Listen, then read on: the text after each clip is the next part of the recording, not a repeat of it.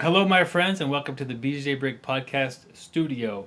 I've gotten a couple of requests to see how things are done back here, and it's nothing that great. It's pretty easy, but I'm happy to share with you what's going on here, and maybe I can help you out a little bit. So just show you some equipment and a little bit of the procedure of what's going on. No, by no means doing anything that is that amazing. Basic equipment. Here we go. I use the super fancy and fairly inexpensive microphone Audio-Technica 2100 USB, and keep it in the on position. You know, that's a big deal. There's a headphone which I don't use, a volume control I don't really use, and a USB jack I don't use either. I use the big cables, AXLR or whatever it's called. It gets a better sound quality. I'm doing this one-handed, and I'm not gonna get it. There we go, like that. So that's kind of what you. I think it comes with a cord, and so that's kind of nice. You got to buy this little guy, the little fro that goes on it to help with some sound quality issues. But that's about $2. This thing, the microphone's probably, I got it for 40. It's probably on sale now around $50. So I either throw that into this little stand here if I'm sitting down. A lot of times during my interview, I will stand up. So you'll see this little arm here. So I'm standing up, and I could bring it to where I want to talk and use it like that. So there's that. I use these headsets. So you have to be able to hear yourself to hear that you're making enough noise to make it count. And if I can get this to focus, man, I'm just too close and everything. There we go. Audio-Technica M20 headphones. They're not expensive either. Probably $20 to $30. I have cheaper headphones here, super cheap. I use these when Gary comes over, and just so we each have a set of headphones to listen to. So I record everything with this guy. This is a Zoom is the name of H2 Win is the model number. It has they have H1 in and all the way up to I think 6. So this is definitely on the lower end of the spectrum as far as recording devices. It has 5 microphones in this thing, actually. It's so this could, if you want to start just by getting this guy, this could do it. Just sit on the table, plug in your headphones, listen to it, and you could record your show with this. That screen's too bright to see, but it's backlit pretty bright, so I'll turn that off anyway. Goodbye. So there's that. Coming on down the line here, this is a mixer, which is probably close to $70 to $80. I don't know for sure. And this looks a bit more, if you're not used to seeing a mixer, this kind of look intimidating. Basically, here's my Skype coming in here, and this is me. So the Skype line will come through here. This is gain, and there's all these different settings, and this is volume, very important. And here I am on mine. So this is going right to my microphone. And then all these settings, like, you know, nothing crazy. EQ, mid, low, stuff I don't really use and probably should know more about. And then here's me. So a lot of times I'll talk, and then when they're talking, I'll just all mute. So if there's a noise in the room or something like that, it doesn't get picked up. So that's basically this. So these two here is, I think, control room. It's good for me to have this anyway. Control room out. This goes to my recorder. It's going to go into the microphone in. You can see. And then my headphones will plug in right to the line out. That's basically all I use. So everything I hear, I'm recording, and everything I say is going to go through here, and everything they say is also going through here. It was actually hard to set this up. I hate to say it. And these little guys, I still don't know what they do, but if they're clicked the wrong way, they don't work. So that's up for USB, so it's up right now. So occasionally I click a button, exit, and then it throws me into chaos. So onto some software. Sorry for the shakiness. I'm holding my phone. That's probably a taboo. Pop out of here. Okay, here is the program I use called Audacity. It looks like this. Audacity. So open it back up. Here we go. So this is what I'll use to edit it.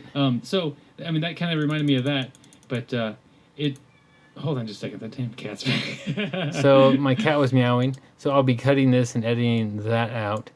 And I don't know, maybe using that for a blooper.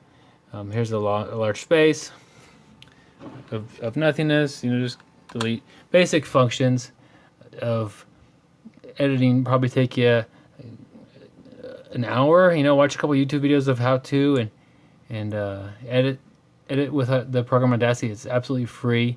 Here, look at this. I know this is my by just looking at the waveform.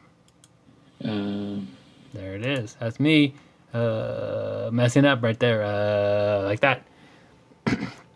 So it's pretty easy. I try to make it easy on myself. I save this as a template, this bottom row here, and I have my intro music. I have music I play about 10 minutes into the show. This is the interview, so this is just 2 tracks playing at the same time, and it's all merged into one. And then me and my buddy Gary will record the intro, and I'll throw that up there, and we'll record the exit, and I'll throw it up here.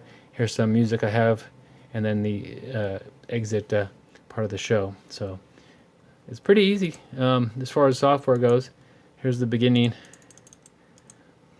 So just and that have my music fade, and we'll start talking during this part. So that's the software editing of audio side of things. Pretty easy. You also need a program called Lame. It'll change it into MP3 format for you. If we come over here, let's come over to check this guy out. This is Libsyn. Whatever. Okay, so you need to have a host for your MP3 file. MP3 files are a lot bigger than just what's going to be on your blog typically, and so you could overwhelm your service provider and they'll get mad at you. So hosting service like Libsyn is made for that. I spend $15 a month on Libsyn, and I get 250 megabytes to upload. Downloads, they don't care. You could have as many downloads as you want, and they'll cover it. But they just charge you how much megabytes per upload. And that, if you want to upload a lot more stuff, you could reduce the quality a little bit more. You could buy a little bit more expensive program or a package. But that's plenty for me. A weekly show, $15 a month isn't it's cheaper than cable. And and then you can see basic stats. Like these are downloads per month. This is kind of a last, I don't know, since since January. Downloads. That was a good day. It had over 1,000 downloads that day. You could see more stats. They have it all broken down, per episode and over a certain time. That was a big one there. Had 1,400 downloads that day, and you can check out even over the whole course of the whole show. Just watch it grow. I was getting just single digit, double digit numbers for a couple of really months, for a lot of days. And just as time it grows, and you'll like anything, it'll get better and better, and this is a big day, and now that's a common day, and then maybe someday these big days like this will be common days for me too. But that's kind of that to upload a show. You go to content, new episode. You have to put the show in, so that's like a little bit more. But this is what I do on a weekly basis, and they have access to my Dropbox account. Dropbox this thing. I just upload it to Dropbox and throw it in there from there. It uploads in like 4 seconds. Put a title in. My show notes will go in here. I copy and paste those directly from my website. Make it real easy for myself. It'll publish automatically to my Facebook and my Twitter. And if you want to say anything about that, you just type it in there.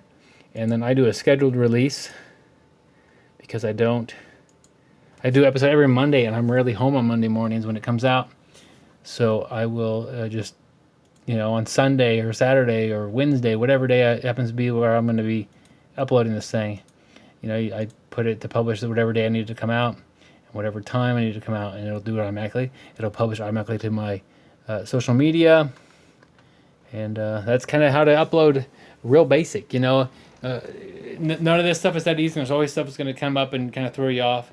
There's tons of videos on YouTube. I guess it's technically one of them about how to do things like that. So you'll probably spend 30 minutes to an hour watching YouTube videos how to edit audio, and that's fine. And how to use Libsyn. There's videos on how to do that.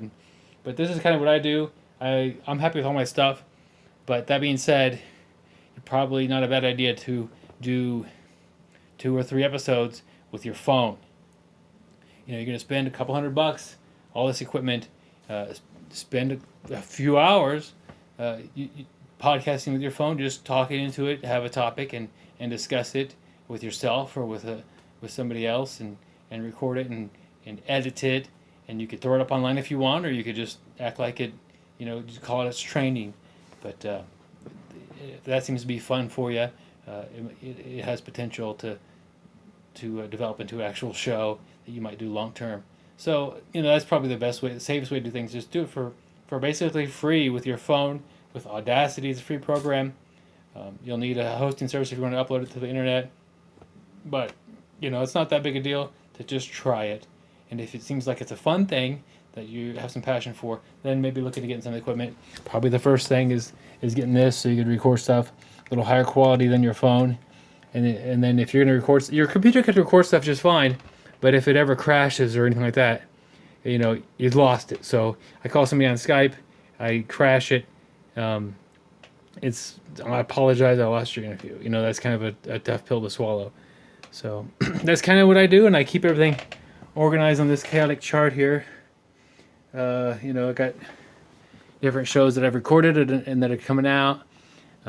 People I might be calling, and just different stuff. These are past episodes, so I could, if I did an interview tomorrow, I can look over and see. Oh well, you're going to be episode 126.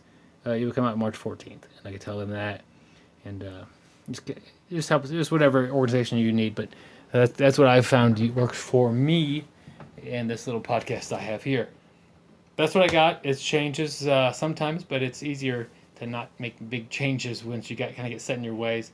I have better programs and better software, but it's just so easy to use what I have. So I hope this has helped you. Let me know if you have any other questions. I'd be happy to maybe answer some more questions for you.